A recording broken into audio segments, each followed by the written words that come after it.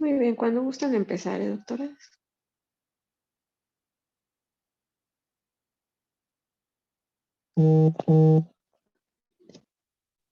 Caro, ¿cuántos faltan? Buenos días, doctora.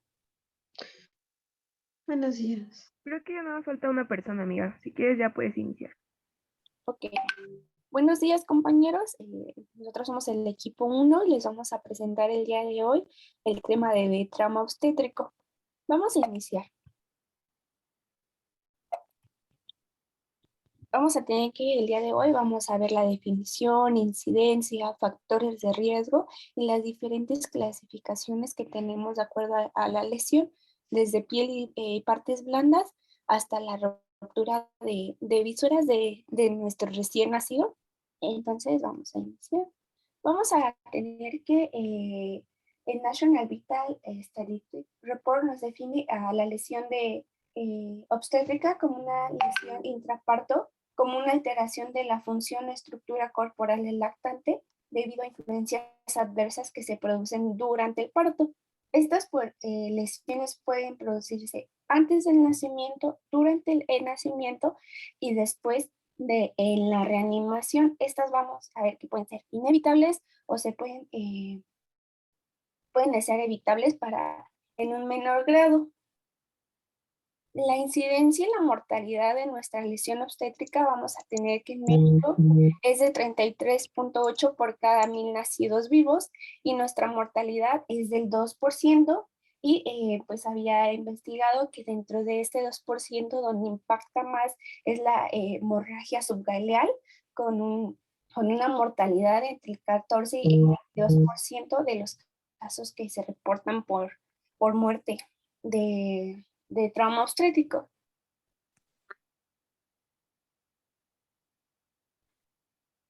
Ustedes me avisan cuando cambie. Ahí está.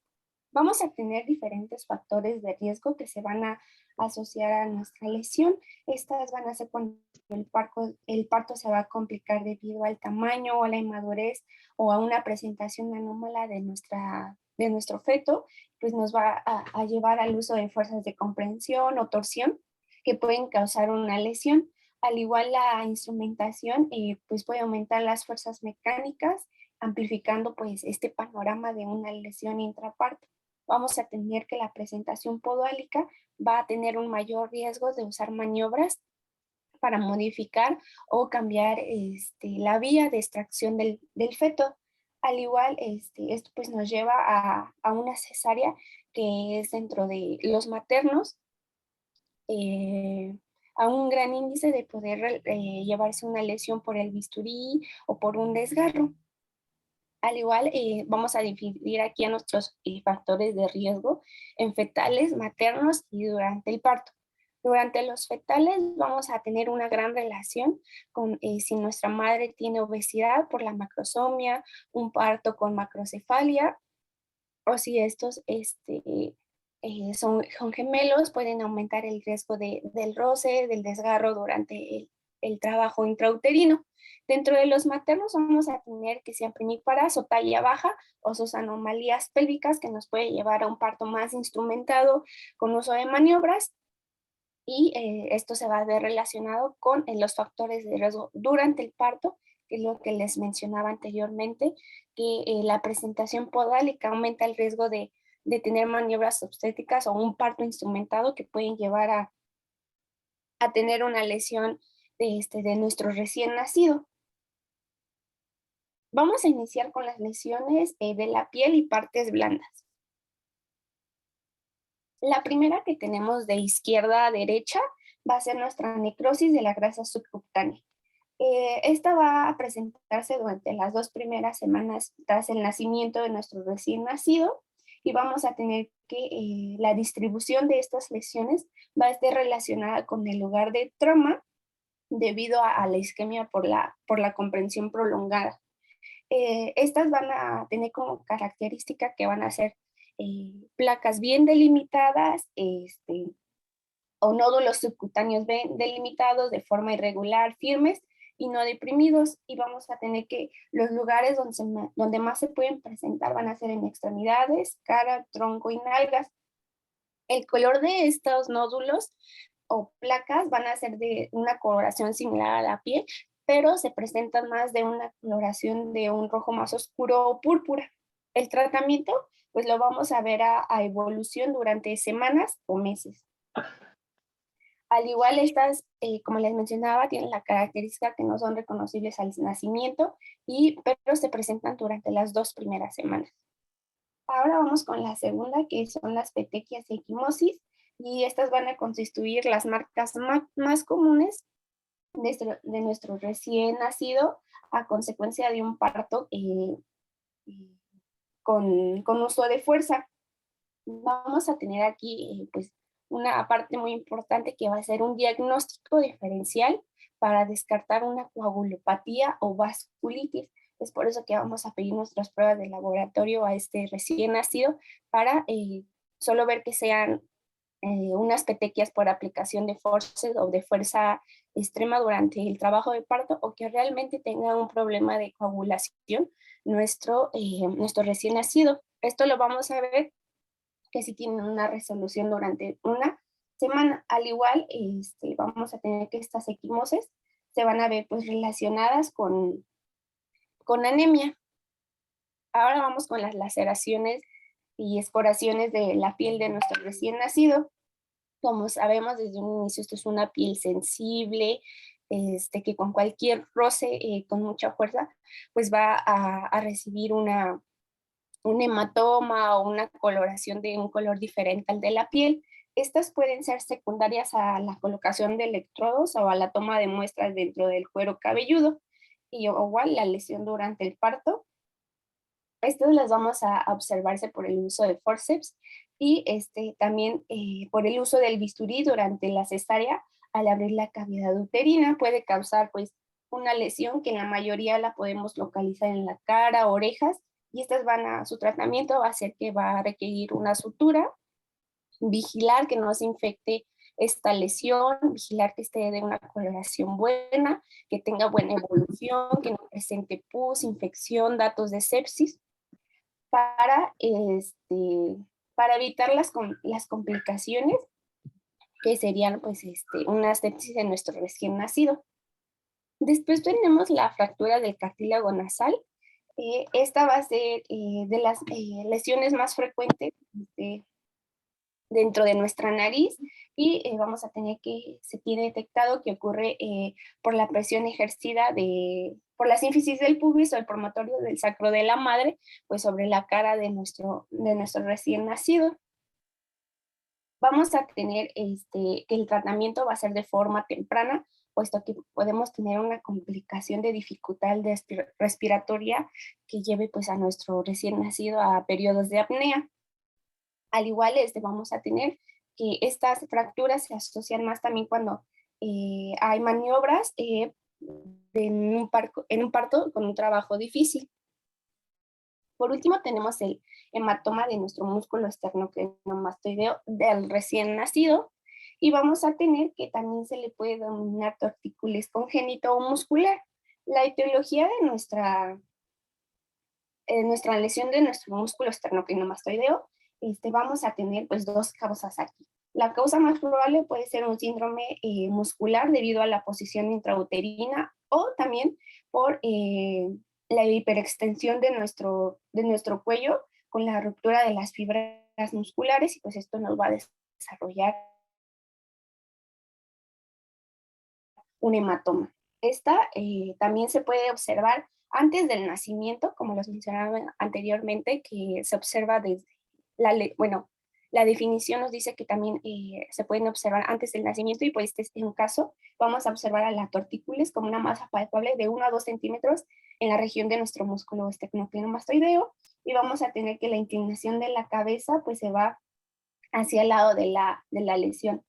Esta lesión de nuestro músculo se va a observar entre la semana 1 y cuarta de nuestra vida del recién nacido.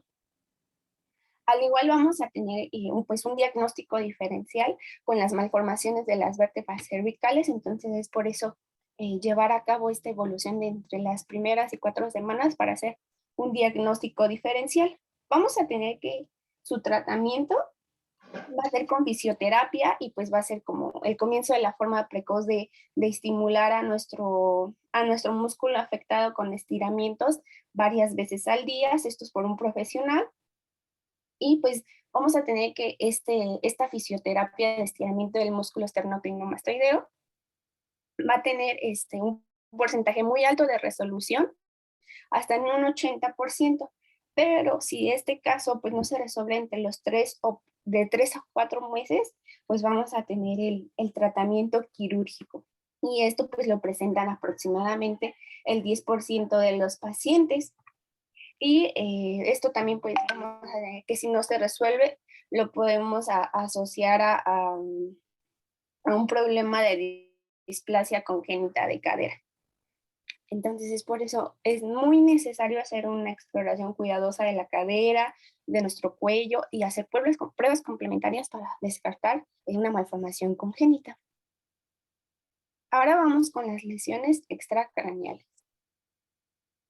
Iniciando igual de izquierda a derecha, vamos con nuestro captum succedem. Este va a ser una colección de líquido subcutáneo extraperióstico. Esto se va a ver en algunas formas hemorrágico, pero por lo regular no.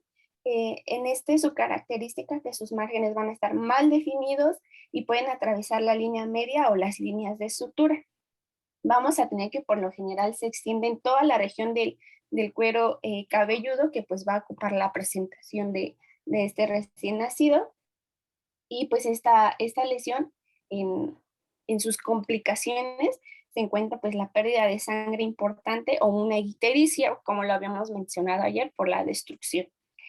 También vamos a tener, como ya en casos muy aislados de complicaciones de esta lesión, pues la necrosis de nuestro cuero cabelludo del recién nacido con la formación de cicatrices.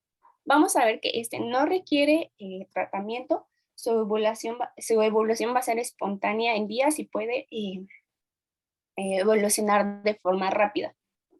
Después, el segundo, tenemos a nuestro cefalohematoma. Bueno, aquí está, aquí podemos ver la diferencia, no tiene bordes definidos, sí es hemorrágico, podemos ver la coloración rojiza y pues se va a extender a través de todo nuestro cuero cabelludo, a comparación del cefalohematoma, que su característica pues va a ser que tiene bordes bien definidos, y esta va a ser una colección subperióstica de sangre causada por la ruptura de venas superficiales. Estas son las que se sitúan entre el periosto. En nuestro cráneo va a estar bien definido por las líneas de sutura, y pues vamos a tener que se encuentran en más porcentaje sobre los huesos parietales y occipitales. El cefalomatoma tiene un 2% de que aparezca en los recién nacidos, y con frecuencia se va a observar en partos instrumentados. La complicación de este cefalomatoma es que se puede producir ictericia igual, y pues al igual si la hemorragia avanza con una intensidad pues importante, puede requerir transfusión sanguínea. Al igual vamos a ver que el cefalohematoma se va a...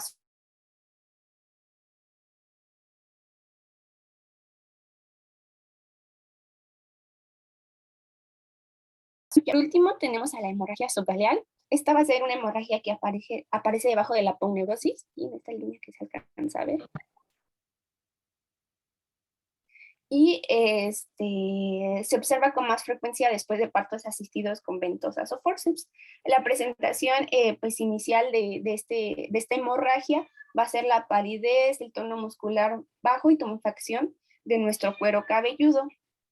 Hematoma tiene la característica que puede crecer con lentitud, pero también puede aumentar rápidamente de tamaño, pues provocando un shock, y esta es lo que les mencionaba al inicio, por eso tiene un gran índice de mortalidad, porque este shock hipovolémico nos puede llevar a la muerte por la pérdida de un volumen importante de sangre, y pues nos va a representar una mortalidad entre el 14 y 22%.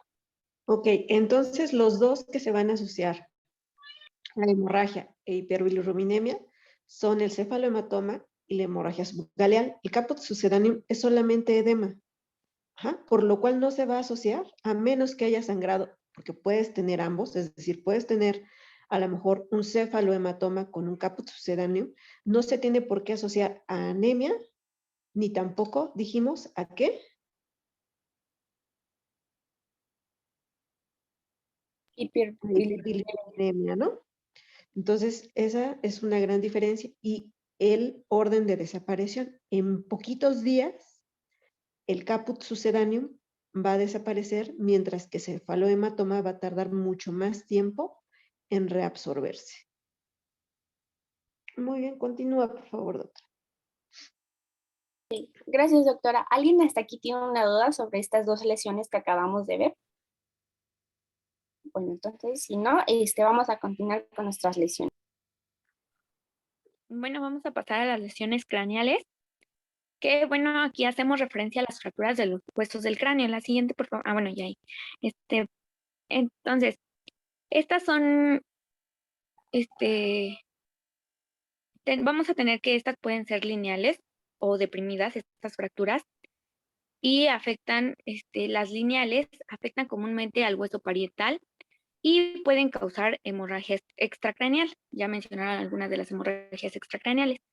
Se presentan como consecuencia de, pues, de la mala aplicación del forceps, de la presión que ejercen las estructuras óseas maternas de la pelvis sobre los huesos del cráneo durante el parto, y pues en general las lineales tienen un buen pronóstico y no requieren de tratamiento. En estas la complicación más frecuente es un quiste leptomeningio, y su diagnóstico se realiza mediante una radiografía de cráneo, en las cuales se van a ver líneas hipodensas. La imagen no se ve completa aquí. ¿Crees que la puedes bajar un poquito la imagen, por fin? No, es que no se ve, está como cortada. ¿Por qué?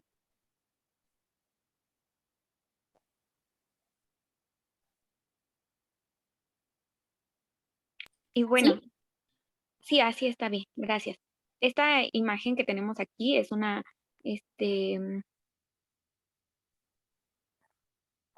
fractura lineal de cráneo. Aquí se alcanza a ver una como radiolucidez como muy ligera en el hueso parietal.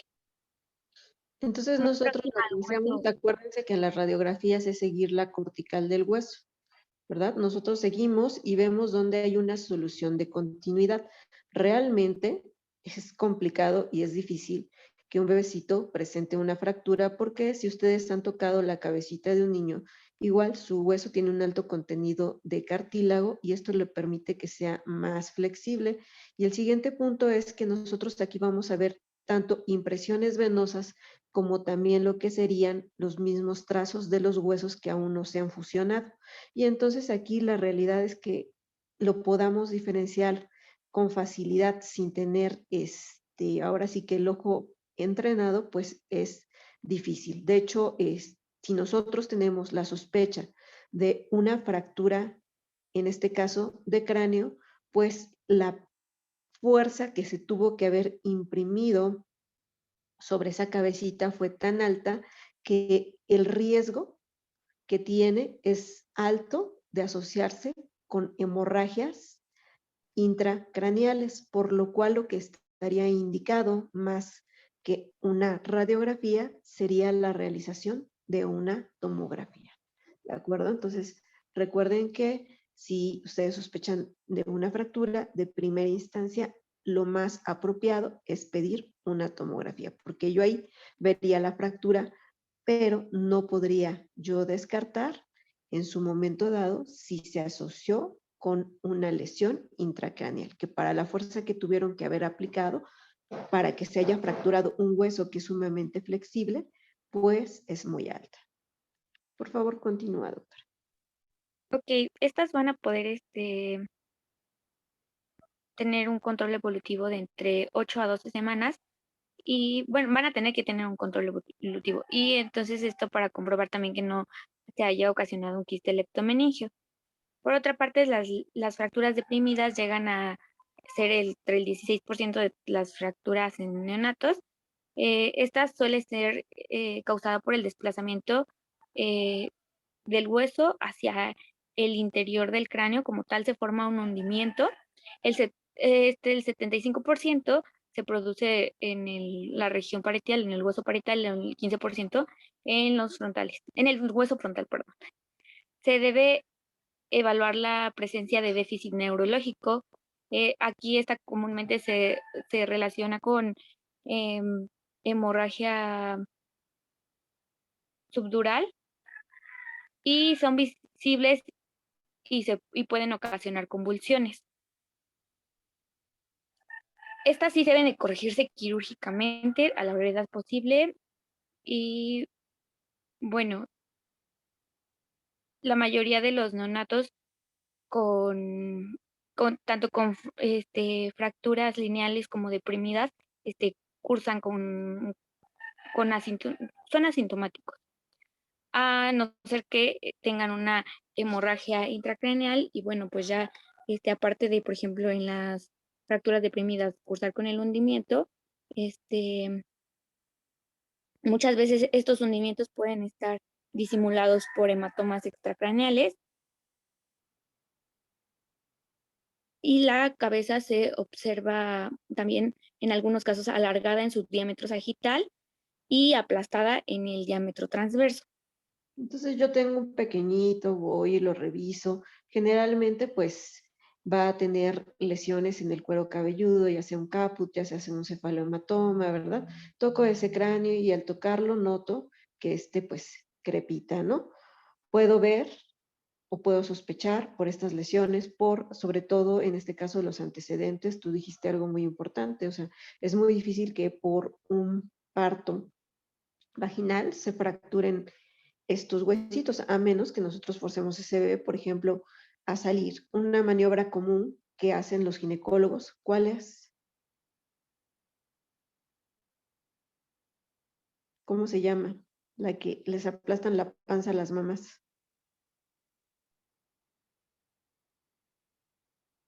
El Chris Teller, ¿no? Y entonces, pues, muchas de las veces lo que hacemos es que pues, estos bebés sufran una fuerza excesiva durante su paso del canal del parto. Muchas de las veces también pueden tener, acuérdense, distocias de presentación y pues todo esto acarrearnos este tipo de complicaciones. Pero es más frecuente en los partos instrumentados o cuando se les cae al médico interno un bebé, que esto ha llegado a suceder. Entonces, bueno, todos estos tipos de lesiones, nosotros tenemos esa clínica, tomamos, yo les repito, una tomografía.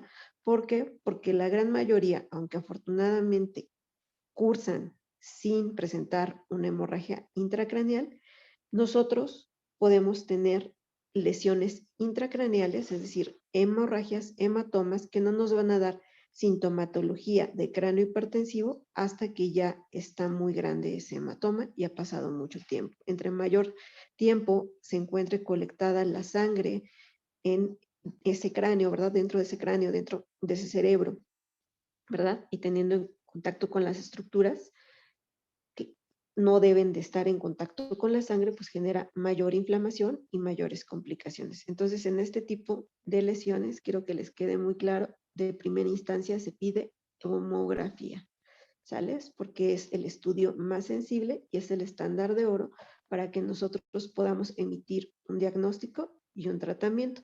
Estas fracturas, si solamente son las fracturas, pues solamente lo vamos a vigilar.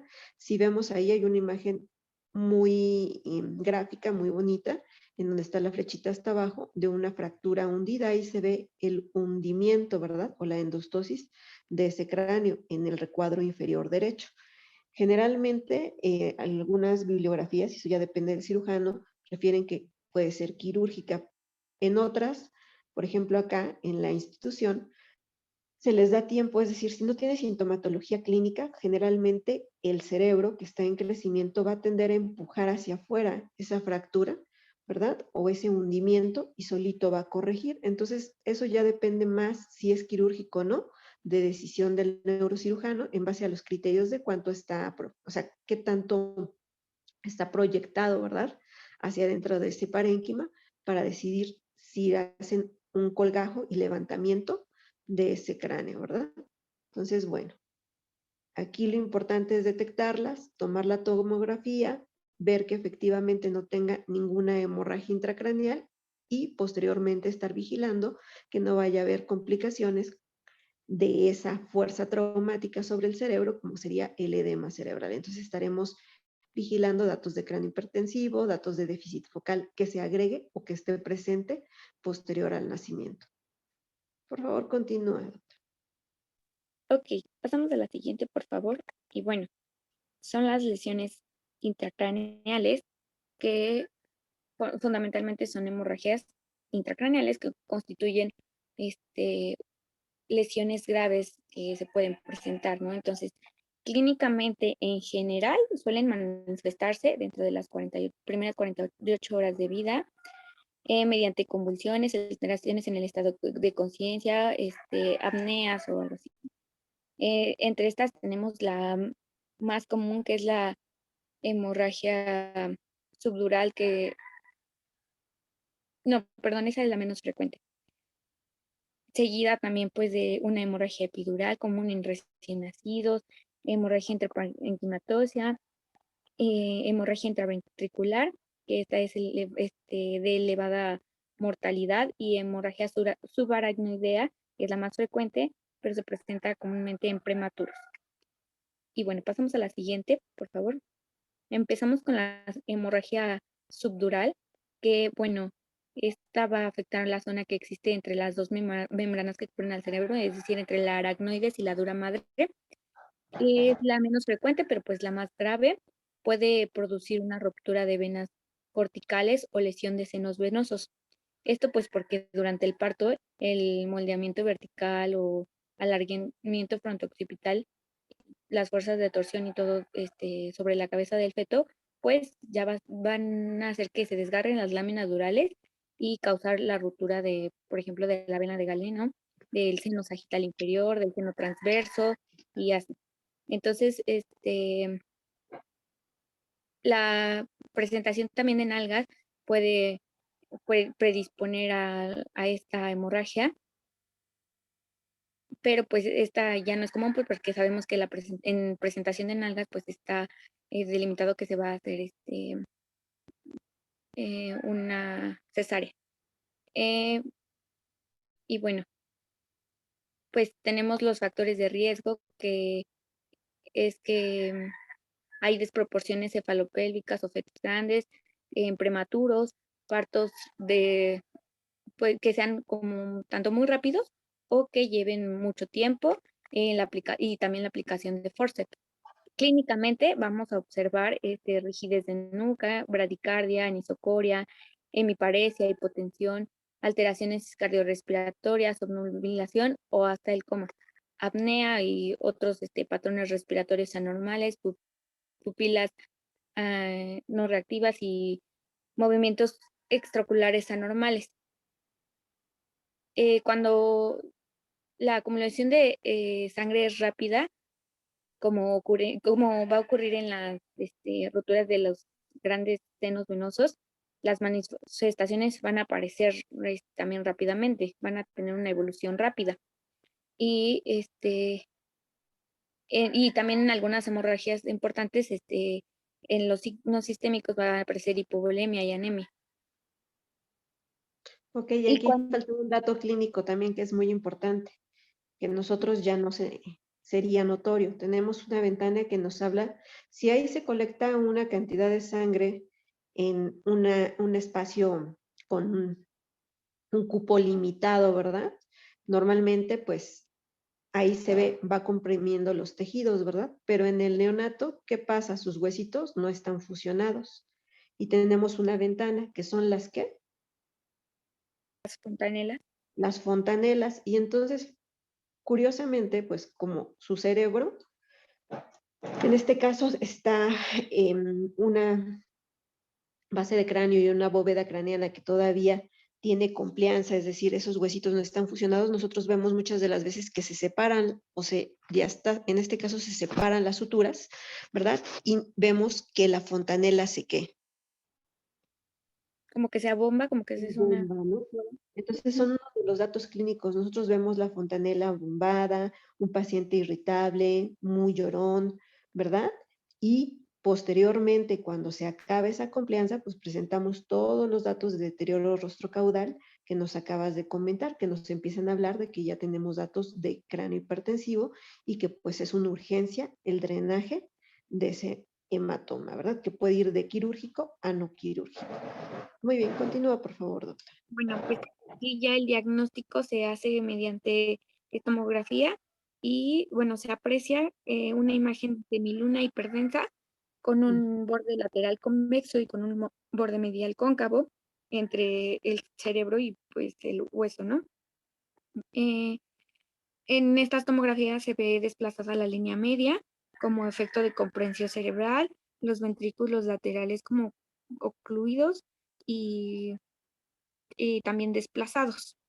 Eh, Entonces, hay una disminución, ¿verdad? De los ventrículos laterales, es decir, disminución de la talla ventricular, un desplazamiento de la línea media, que también nos desplaza los vasos cerebrales, ¿verdad? Y esto nos genera oligoemia. Si ese desplazamiento es mayor a 5 milímetros, en cualquier momento requiere manejo neuroquirúrgico. Para el hematoma subdural, como el sangrado es venoso, como tú has dicho, muchas de las veces la colección, o sea, nosotros tenemos al momento de nacer el trauma, puede formarse días posteriores, es decir, conforme van pasando los días, ¿verdad? Se va colectando esa sangre, a menos que, como tú decías, se asocie, en este caso, a las presas venosas, entonces que estén a los senos venosos, que estén entonces lesionadas y la colección pues se va a hacer de forma rápida, pero generalmente es lenta. Es decir, puede que se vaya a su casa, lo más probable, y regrese por estos síntomas. El siguiente punto es que si este hematoma que está ahí dobla el tamaño de lo que sería el diámetro de lo que sería la tabla interna, entonces nosotros también la consideramos como significativa y probablemente quirúrgica. Entonces depende del desplazamiento de la línea media, o sea, efecto de vector o efecto de masa, ¿verdad? Y de su grosor para que el neurocirujano lo considere como quirúrgica. Muy bien, continuamos, por favor. y bueno, en esta parte, bueno, pues ya mencionó la doctora que el tratamiento pues es quirúrgico en la mayoría de los casos y también se tiene que dar un tratamiento para la estabilización de la bulimia, un soporte respiratorio en los casos que sea necesario y bueno, pues todo depende de la evaluación de del paciente. Y pasamos a la siguiente, que es la hemorragia epidural, que supone alrededor del 2% de las hemorragias cerebrales neonatales.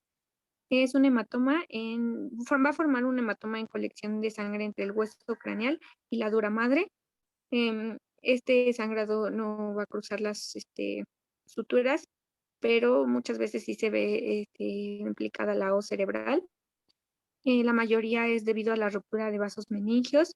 La más común es la arteria pues meningia media y ocurre en partos prolongados y asistidos por forceps.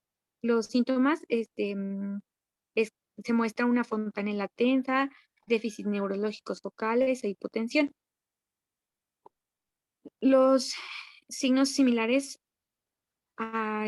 también muestran signos similares a hemorragia subdural, como es hipotonía, convulsiones, fontanelas prominentes en algunos casos y cambios en el nivel de conciencia.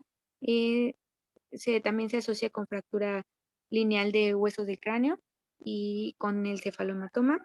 El diagnóstico se realiza también mediante una tomografía que va a mostrar una hiperdensidad biconvexa con límites bien definidos. El sangrado comprime el parénquima cerebral provocando importante efecto en masa. Esto se va a ver borramiento de los surcos y fisuras mediante la tomografía y pues el tratamiento también es mediante drenaje. Es quirúrgico, ¿no? Y este es importante, el hemorragia epidural, porque es, ya dijiste, el otro es venoso y este es. Mm, Proviene de arterial. ayurveda, es Ajá. arterial, ¿no? Y se asocia mucho, dijimos entonces, a las fracturas parieto-temporales, ¿no? Lineales. Entonces, en las fracturas parieto-temporales es muy frecuente que nosotros encontremos estos hematomas. Estos sí van a presentar datos floridos dentro de las siguientes horas posteriores al nacimiento y pues generalmente son una urgencia, ¿no? Muy bien. Continúa, por favor.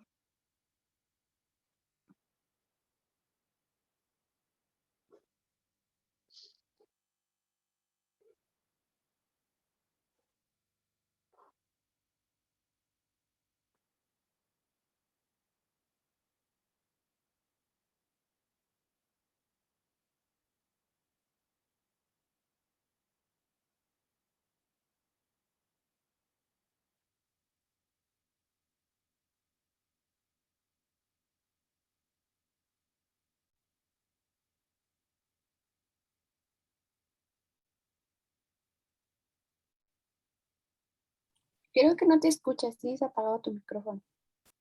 Ay, sí, ya llevaba un buen hablando, gracias. Entonces, la hemorragia subaracnoidea es la segunda causa más común de hemorragia intracraneal. Está causada por la rotura de venas comunicantes en el espacio subaracnoideo o de los pequeños vasos leptomeningios. También la bibliografía refiere que esta es secundaria a situaciones de hipoxia por mecanismos venosos, muy diferente a lo que sería en adultos, porque la bibliografía refiere que en adultos pues es de origen arterioso. La sangre se ubica entre la aracnoides y la pía madre y suele cursar asintomática, pero ocurren manifestaciones alrededor de entre 24 a 48 horas después del nacimiento. Las manifestaciones pueden ser convulsiones, apnea, irritabilidad, alteración en el estado de la conciencia, este, y también se pueden encontrar complicaciones entre concentraciones altas de bilirrubina. Y bueno, en el diagnóstico se observa en una tomografía hiperdensidad que señala sangre en el espacio subaracnoideo. Y el tratamiento, pues, se tiene que dar un tratamiento sintomático como administración de anticonvulsivos o en algunos casos llega a ser necesaria una alimentación nasogástrica, líquidos intravenosos. Esto pues también si el niño está muy somnoliento y pues no puede recibir alimentación oral.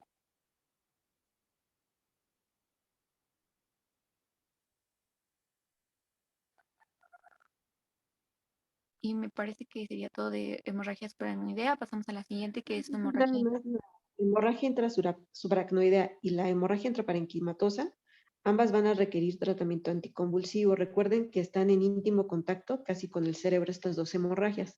A diferencia de las otras dos que no requieren manejo anticomicial a menos que haya convulsionado el paciente, en estas dos últimas que va a hablar su compañera, siempre tendremos que agregar tratamiento anticonvulsivante porque van a tener un poco de irritación y lo más probable es que puedan llevar o llegar hasta un estado epiléptico que dañe más al paciente de lo que ya tiene. Muy bien, continúa, por favor, Ota.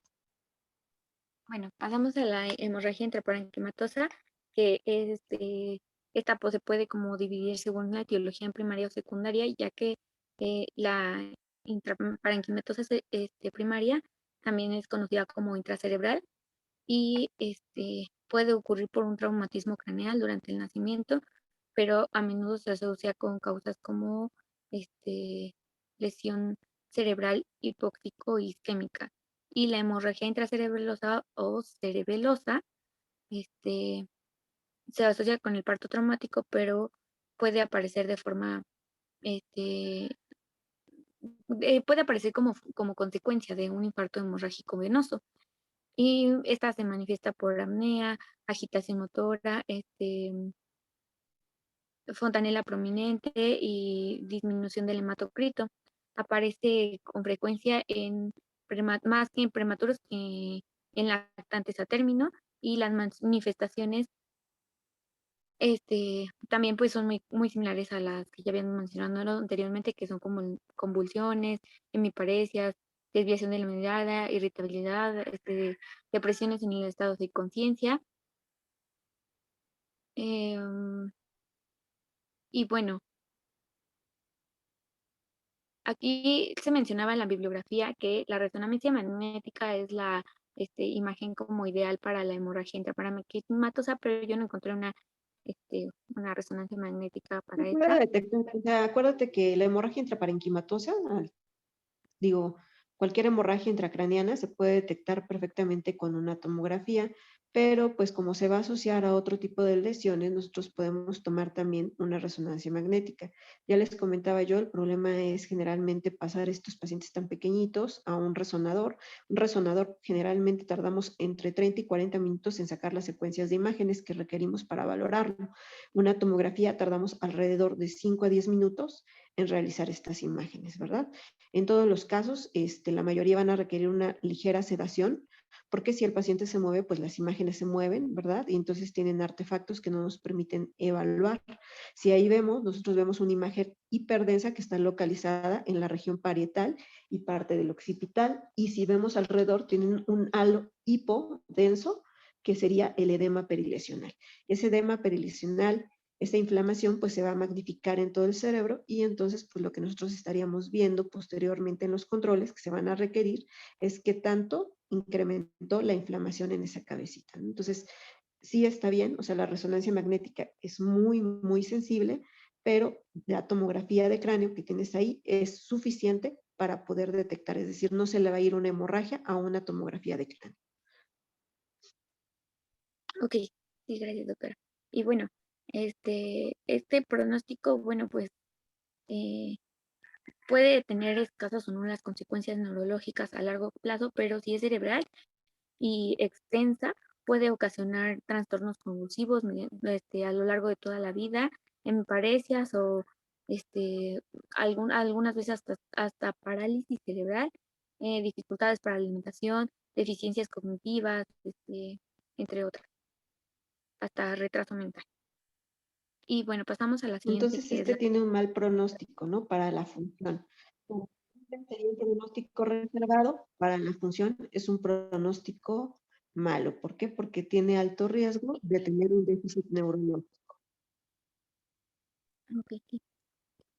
La siguiente, que es hemorragia intraventricular, suele asociarse con un parto prematuro y con traumatismos durante el parto, como las otras.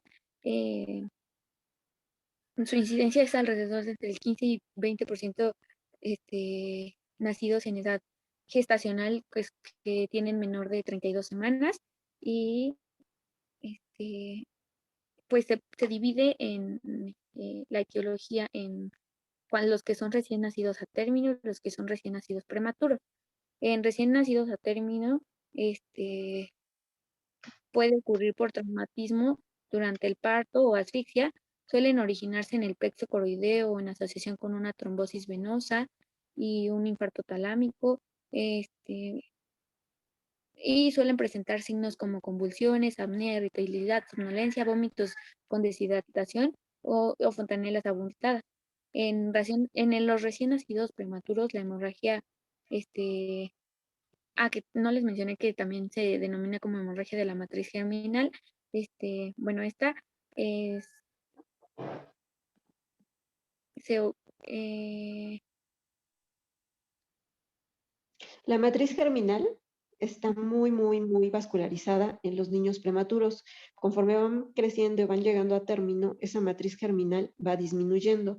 Esta matriz germinal son vasos anómalos, por decir así, que pueden sangrar fácilmente, ya sea con un insulto hipóxico o con un insulto mecánico, es decir, con un incremento de presión. En los recién nacidos pretérmino, la mayoría de rutinas se les pide una ecografía transcraneal porque sangran, es decir, casi los mueven y está sangrando. Entre más pequeño sea ese bebecito, 500, 600, 700 gramos, la probabilidad va a ir incrementando muchísimo de forma exponencial entre más pequeño sea para presentar una hemorragia intraventricular. La hemorragia intraventricular en el recién nacido de término va a ser algo muy raro, a menos que se asocie a lo que les acaba de comentar su compañera y que está en ese recuadro inferior después de la matriz germinal. ¿De acuerdo? ok, sí. Y bueno, esto aquí en la bibliografía mencionaba que los factores de riesgo cardiovasculares que están aquí en la tabla, probablemente son como los más importantes y también los más susceptibles a a que se pueden prevenir. En recién nacidos prematuros, la bibliografía menciona que son clínicamente silentes, por lo que, pues sí, como se debe de hacer una ecografía cerebral de control. Aquí la principal complicación, además del déficit neurológico y las secuelas neurológicas, es que si llega sangre, ¿verdad?, al espacio, en este caso que nosotros estamos hablando, a través del sistema ventricular, pues vamos a ocluir ese sistema ventricular y la complicación más frecuente que presentan estos pacientes es la hidrocefalia, ¿no? Y a largo plazo, es decir, son pacientes que si les sangra generalmente el ventrículo, pues van a tener que tener tratamiento con lo que sería, ¿cómo se llama? Estos drenajes que ponen. Una derivación ventrículo-peritoneal. Muy bien, continúo. Ok, y bueno, pasamos a la siguiente, por favor, a la siguiente diapositiva. En el diagnóstico, a menudo se ve ventriculomegalia, esto como en el diagnóstico de una hemorragia intraventricular en un recién nacido a término. Y bueno, aquí en se ve ocupado el espacio de los ventrículos laterales por por sangre y se ve una hiperdensidad. Y bueno, pasamos a las lesiones neurológicas, en las que vamos a tener parálisis facial, lesión del nervio laríngeo, del plexo braquial, lesión del nervio frénico y lesiones de la médula espinal. Pasamos a la siguiente, por favor. Vamos a empezar con la parálisis facial, que pues esta es la lesión del nervio facial del séptimo par craneal. Es más frecuente en los nervios periféricos de los neonatos. Se observa hasta en 1% de los recién nacidos vivos, pero en muchos casos son leves y se resuelve rápidamente. La etiología incluye la comprensión del nervio facial, dado su recorrido que es superficial sobre la mastoides y la mandíbula.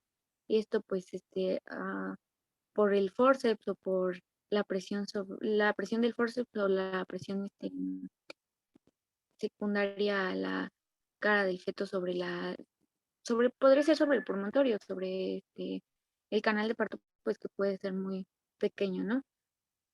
Y vamos a tener 3 presentaciones clínicas. La menos frecuente es la periférica y se limita a la parálisis a la mitad de los 2/3 inferiores del lado contralateral. Se observa la piel se observa lisa y sin pliegue nasolabial, la comisura labial está caída, el movimiento de la frente y de los párpados no se va a ver aumentado, no se va a ver afectado, perdón. Y la lesión nerviosa periférica, les había mencionado la central o la periférica, perdón.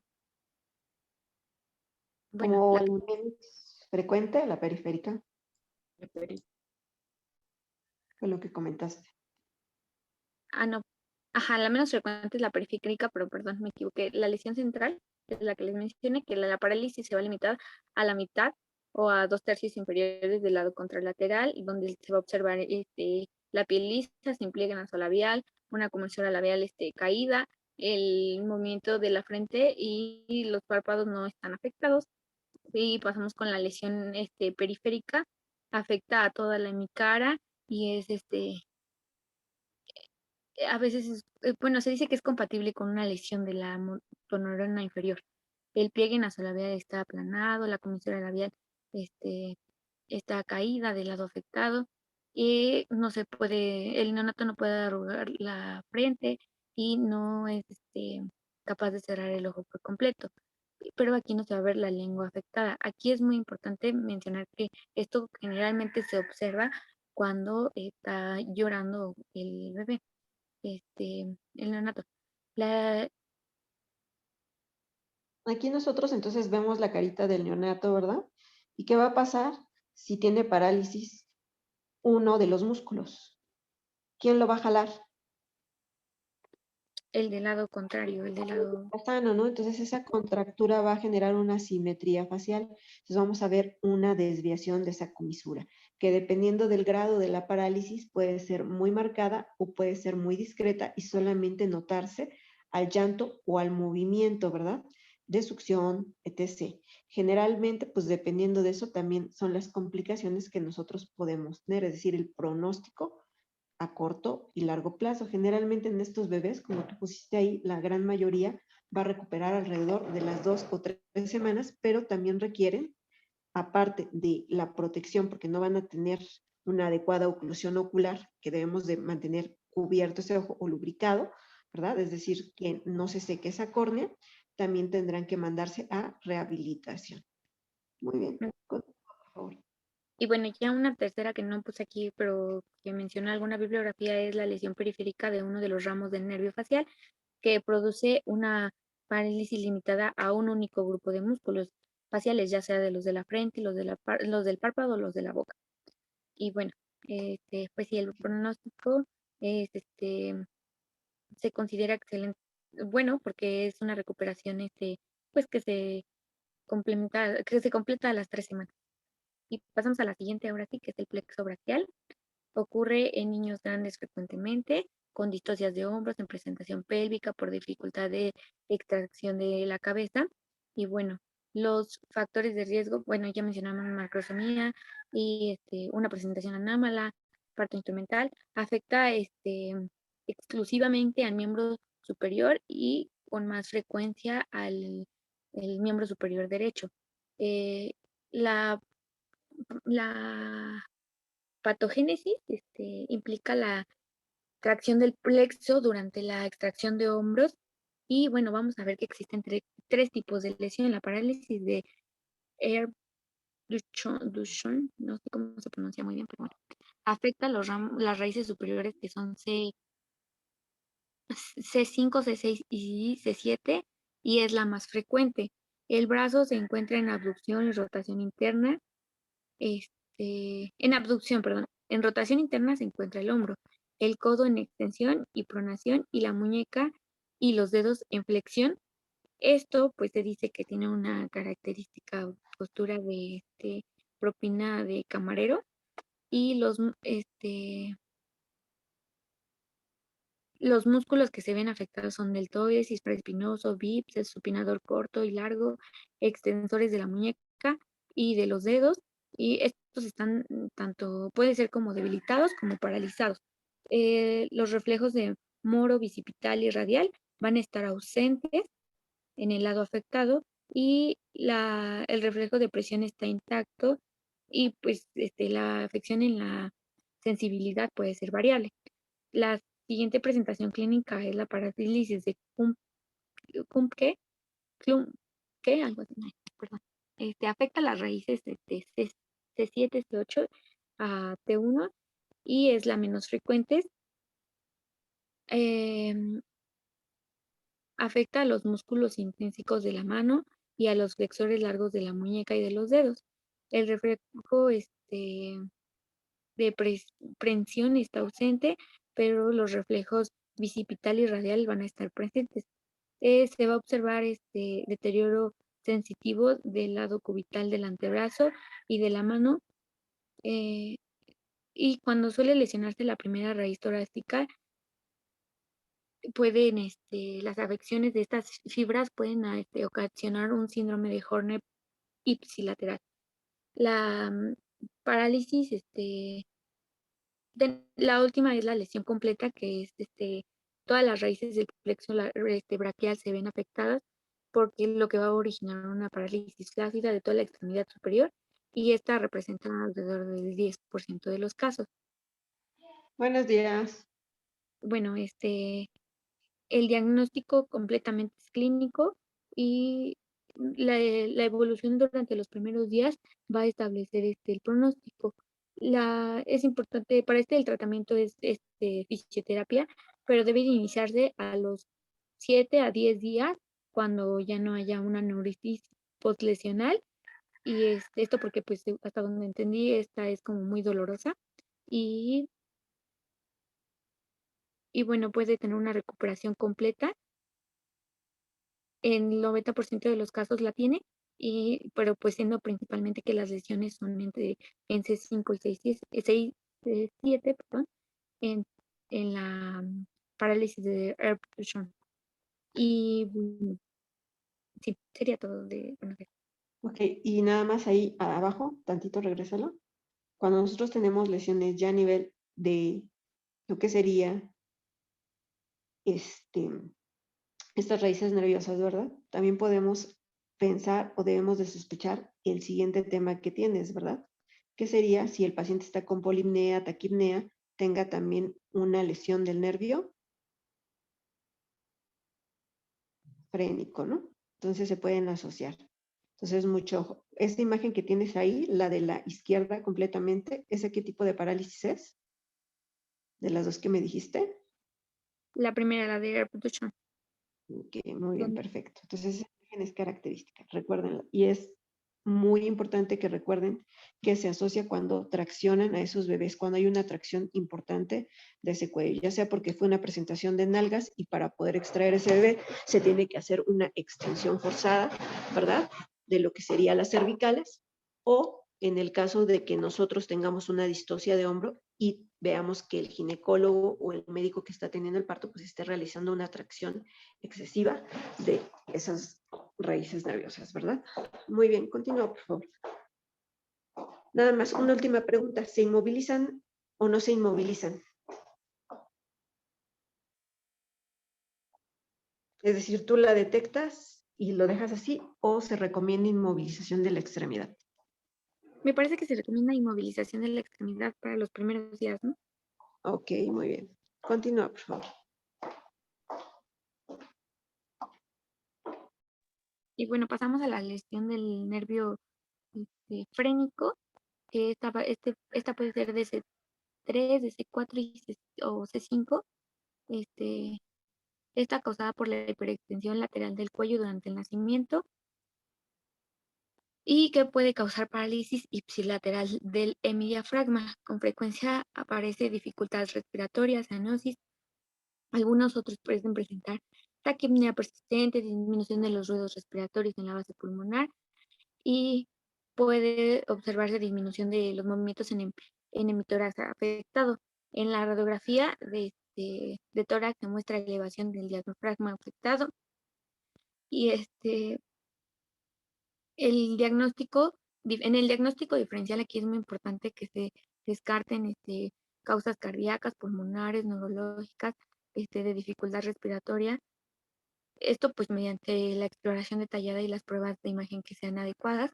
Eh, Aquí también puede presentarse una característica clínica que es ausencia congénita del nervio frénico, pero esta es poco frecuente. El, el tratamiento inicial es de soporte. Puede ser necesario emplear ventilación mecánica eh, y una protección de vías respiratorias para que se evite un desarrollo de atelectasias. En estos casos se recuperan aproximadamente entre 1 y 3 meses sin secuelas permanentes.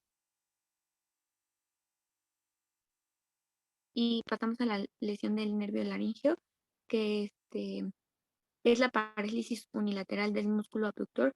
Puede estar causada por la lesión del nervio laríngeo recurrente, secundaria a una excesiva tracción de la cabeza del niño durante el parto. El nervio laríngeo resulta afectado con más frecuencia debido a que tiene un trayecto largo. La lesión bilateral puede estar presente, aunque suele deberse a hipoxia o hemorragia del tronco del encéfalo. En los casos de parálisis bilateral, deben descartarse malformaciones intrínsecas del sistema nervioso central y la lesión pues unilateral se va a resolver entre 6 semanas aproximadamente y sin intervención de tratamiento.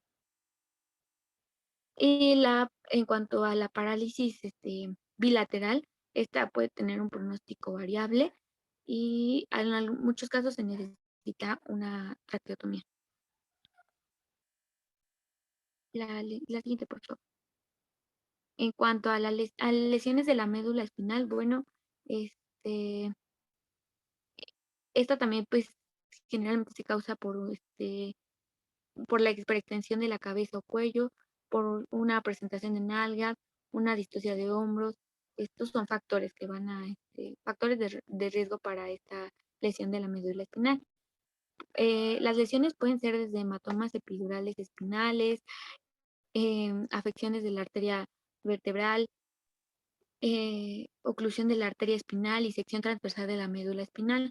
El diagnóstico se debe sospechar. En una bibliografía mencionaba que se siente un chasquido del cuello al efectuar tracción o esto pues como resultado de una distensión de los ligamentos y de la separación de los cuerpos vertebrales, ya que la médula espinal es blanda y de longitud definida, esta pues no va a tolerar esta como tracción, esta elongación y pues se va a desgarrar.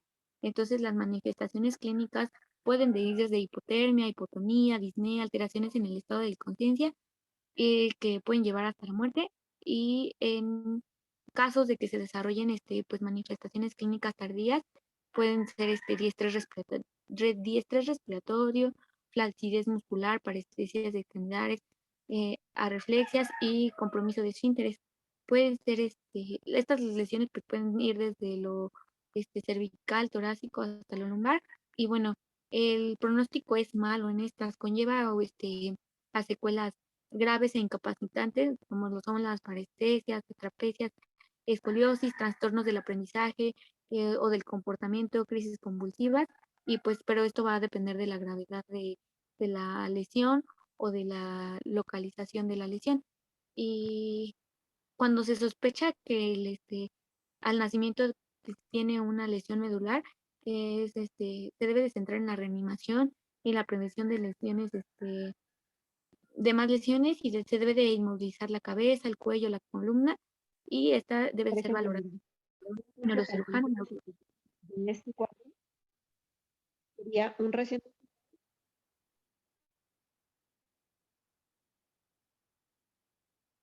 Sería un recién nacido, ¿verdad? Que nosotros lo tenemos hipotónico con distrés respiratorio, el cual nosotros lo reanimamos, le ayudamos y notamos que sigue con esa insuficiencia respiratoria.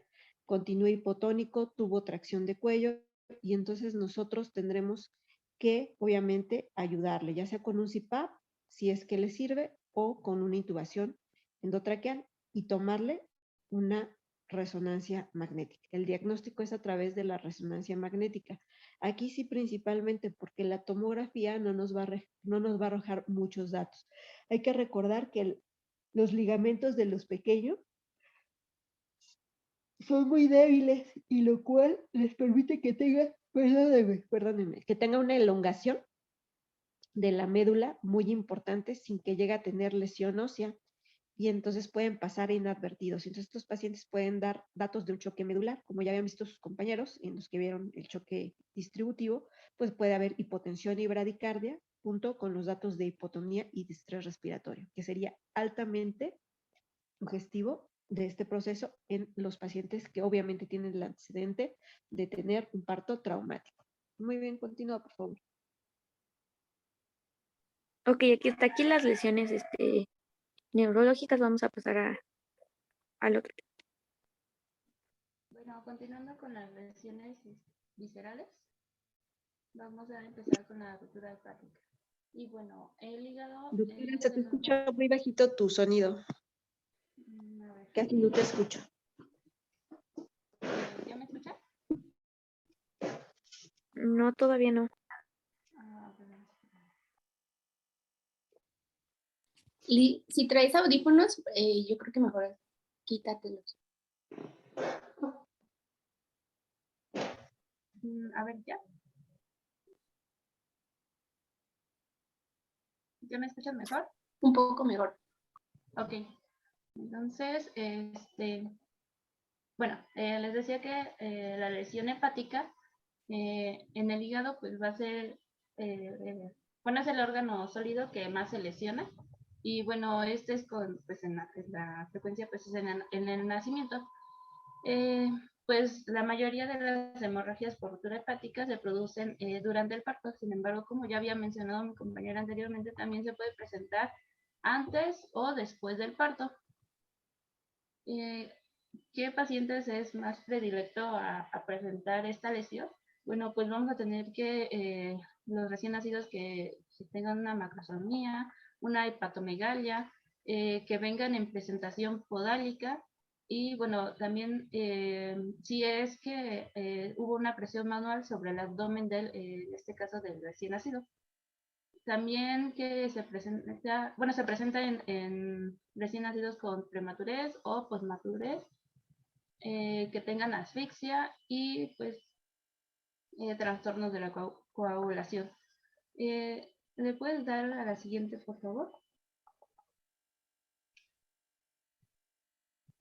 Ahora, la mayoría, bueno, refieren que es asintomático. Sin embargo, si presenta síntomas es en los primeros 3 días.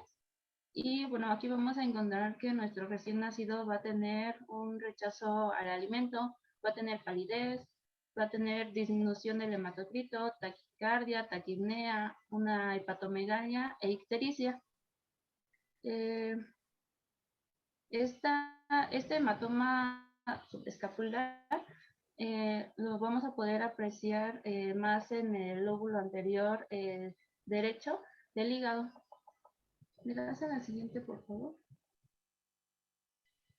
Y bueno, ahora en cuanto al diagnóstico, lo vamos a determinar por medio de la tomografía y la ecografía, que pues estas van a ser dos herramientas fundamentales pues para saber que nuestro diagnóstico es correcto. Y bueno, en cuanto al tratamiento, para reponer la sangre que perdió nuestro recién nacido, tenemos que hacerle una transfusión sanguínea. También tenemos que evaluar a nuestro paciente si es que, bueno, para que sea posible una laparotomía. Y bueno, esta laparotomía va a ser una intervención quirúrgica que nos va a ayudar a evaluar el estado de los órganos. Y bueno, ¿me das a la siguiente?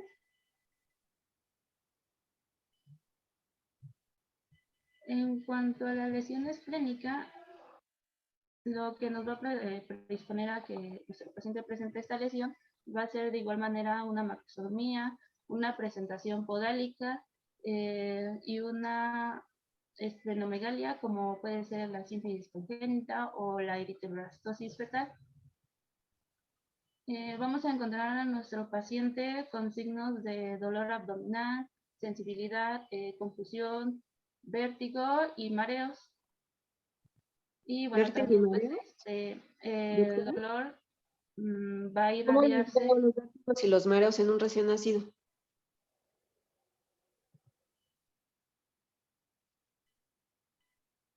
¿Sí me escuchas?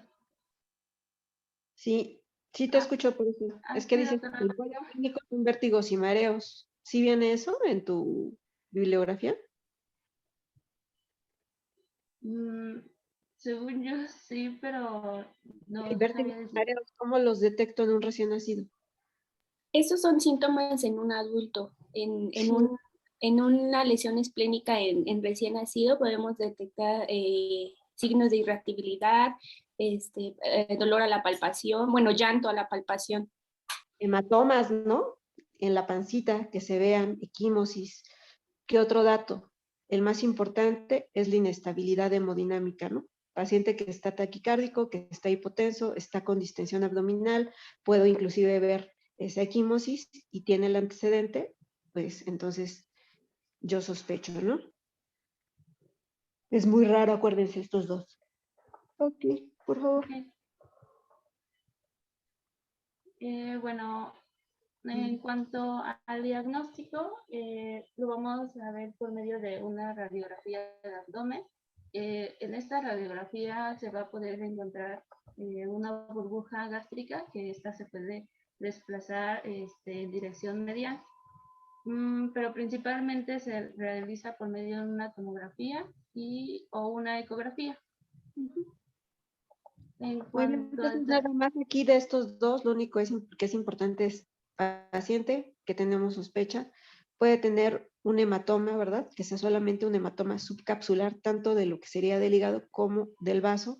Si se acompaña, puede ser un manejo conservador, es decir, solamente vigilarlo, siempre y cuando el hematocrito y la clínica, que no se acompañe de inestabilidad hemodinámica, no lo permita. Si el hematocrito y la clínica nos habla de inestabilidad hemodinámica, inherentemente el paciente va a requerir una exploración quirúrgica o laparotomía exploradora, pero siempre va a ser en estos pacientes preferentemente, la observación y vigilancia. Muy bien, continúa, doctora, si quieres con la otra. Estos no son muy frecuentes. Ok, le das a la siguiente, por favor. Adiós, gracias. Bueno, la hemorragia suprarrenal también al tener relativamente pues las glándulas suprarrenales grandes al nacimiento, pues se pueden lesionar. También pues otro factor de riesgo es la presentación podálica y la macrosomía. En cuanto a la clínica, vamos a tener que nuestro paciente va a tener fiebre, taquipnea, palidez, una masa palpable en el flanco izquierdo y bueno, también si es que llegara a aparecer ya insuficiencia suprarrenal, lo vamos a saber porque va a haber un rechazo al alimento, va a haber una deshidratación por medio de pues, los vómitos, una distensión abdominal, una irritabilidad, también va a tener hipoglucemia. Nuestro paciente también va a presentar convulsiones e hipotensión arterial. Hiponatremia e hipocalemia, ¿no? De las alteraciones bioquímicas. Muy bien.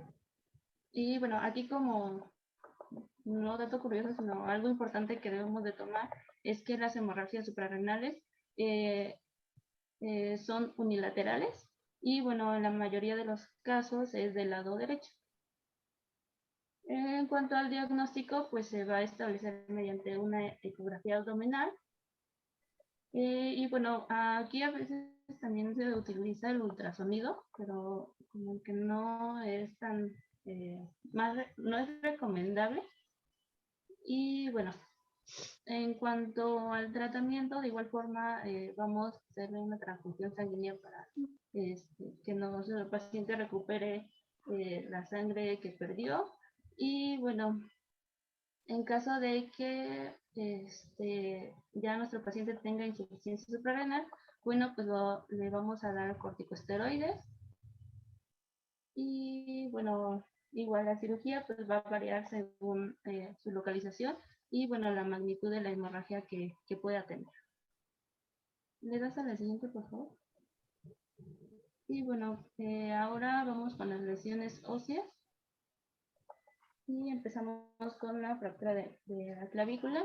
Bueno, este es un hueso que igual se lesiona con mucha frecuencia durante el parto. Estas fracturas se producen cuando pues hay una dificultad de extracción de los hombros, ya que el paciente viene en presentación, viene en presentación de vértice o en presentación podálica. Y también otro factor que nos predispone es la macrosomía. Bueno, en cuanto a la clínica, nosotros vamos a tener dos tipos de fracturas, que va a ser la fractura no desplazada o en tallo verde y las que son desplazadas o completas. En cuanto a la primera, esta va a ser asintomática y pues va a ser más frecuente. El primer signo clínico pues va a aparecer que va a ser el tallo óseo y va a aparecer a los 7 o 10 días después del nacimiento. Y aquí para el tratamiento es importante que nosotros nada más le mencionemos a los papás de recién nacido que pues no va a necesitar ninguna inmovilización y que va a bueno, se va a recuperar de forma espontánea. Sin embargo, las desplazadas, vamos a tener que va a haber una disminución del movimiento del brazo del lado afectado, va a haber crepitaciones, y también vamos a la palpación, va a haber una irregularidad ósea. Y bueno, para aquí el tratamiento sí, bueno, se va a resolver en aproximadamente 2 meses y sí va a ser necesario a lo mejor implementar pues un vendaje para que quede inmóvil el brazo. Entonces aquí lo importante sería la inmovilización del brazo y sobre todo la analgesia, ¿no? Y posteriormente en esta fractura, pues lo que sería la rehabilitación, ¿no? Entonces en bebecitos que a diferencia de la otra lesión, que era la del plexo, ¿verdad? En este caso la de ERP, nosotros vamos a ver que el brazo no lo va a mover el bebé porque le duele, el cuello puede tener inclusive contractura del esternocleidomastoideo ipsilateral y va a estar en flexión, ¿verdad? La otra está en extensión.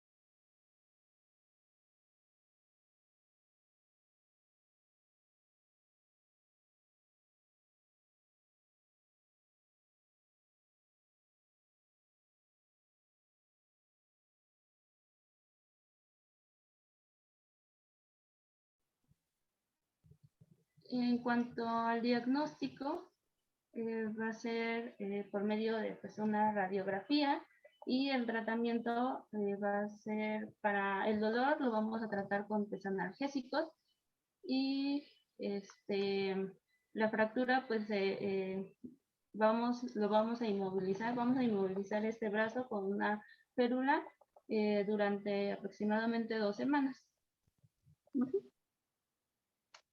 Y ahora el fémur, que bueno, ese también se va a producir en las presentaciones podálicas y con los neonatos que también presenten con hipotomía congénita. Además, bueno, en cuanto a la clínica, los vamos a encontrar que va a haber una, bueno, en cuanto a la fractura perióstica, solamente se va a apreciar el callo y bueno, si el periosto fue pues intensado, bueno, ahí vamos a ver que va a haber una movilidad normal y van a haber crepitaciones. En cuanto pues al diagnóstico, de igual forma lo vamos a confirmar mediante una radiografía y bueno, el tratamiento pues va a ser una tracción por una suspensión de pues, 2 semanas. ¿Le das a la siguiente, por favor? Y bueno, pues eso sería todo de nuestra parte. Ok, muy bien. Muy bien, doctores. Ok. Entonces, si ya no hay ninguna duda con respecto, pues obviamente vamos a preguntar las causas más frecuentes, ¿verdad? Las que más van a encontrar. Dentro de su examen, pues vendrán esas. Ya no los voy a torturar más, ya no les voy a hacer examen. Es muy larga las clases que hemos tenido. Pero pues acuérdense que al final de todas nuestras clases tenemos un examen integrador, ¿de acuerdo? Entonces, pónganse al corriente porque van a venir todos los temas. De aquí, pues es importante que sepan que podemos tener lesiones hepáticas, lesiones esplénicas, que corresponden al 0.2%, ¿verdad?, de frecuencia de las lesiones, pero que son potencialmente mortales. Entonces, si yo les pregunto, por ejemplo, en un examen, cuáles son las lesiones potencialmente mortales, traumáticas, en este caso, de las lesiones al nacimiento, porque malmente le ponemos obstétricas y esas son hacia la madre, en este caso son las lesiones al nacimiento o trauma al nacimiento, más bien dicho, nosotros tendremos que poner aquellas que ponen en peligro la vida, ¿de acuerdo? Muy bien. ¿Alguna duda, alguna pregunta, algún comentario?